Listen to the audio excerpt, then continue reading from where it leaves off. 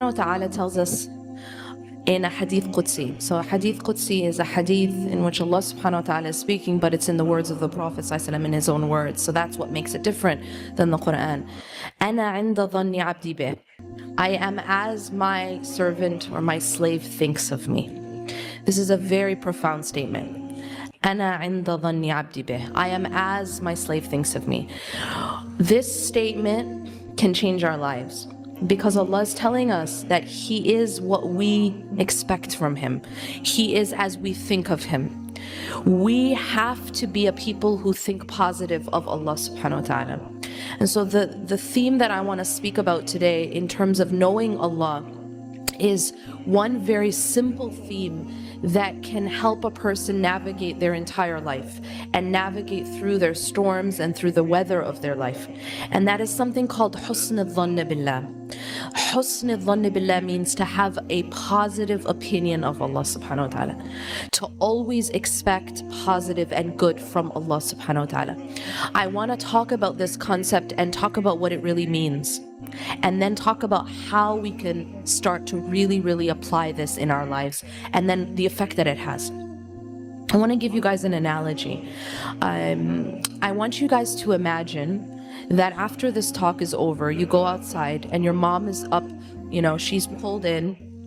Maybe she's with you, but imagine that she's not, and that she's actually come and picked you up from outside the lecture.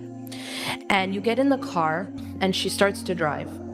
And as she's driving, you ask her, because you don't recognize the route that you're taking, you ask her, "Where are we going?" And she says to you, "Just wait, you'll see." Everybody imagine this?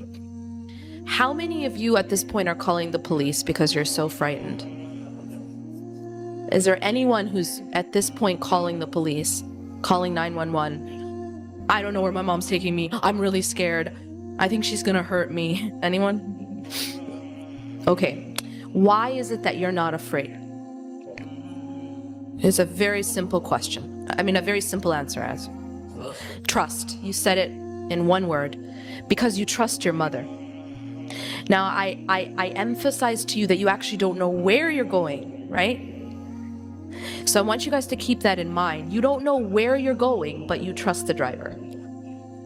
You trust that your mother is not going to take you somewhere and then leave you there in a ditch. You trust that she's not going to hurt you. And so because of that trust, even when you don't know the route, even if you don't know where this driver is taking you, you have complete trust that she is not going to harm you. You have complete trust that the driver has your best interest in mind. Do you know what that's called? That's called Husn al-Dhann.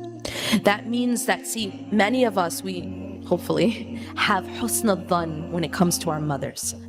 We know that our mother has our best interests in mind. We have a good opinion of our mothers. We trust our mothers. And because of that trust, and because of that good opinion, we don't panic even when we don't know where she's taking us. Now, what does that have to do with Allah subhanahu wa ta'ala? Allah takes us in our lives. Allah is the driver of our lives. And yet many of us, when we don't know where He's taking us, we panic.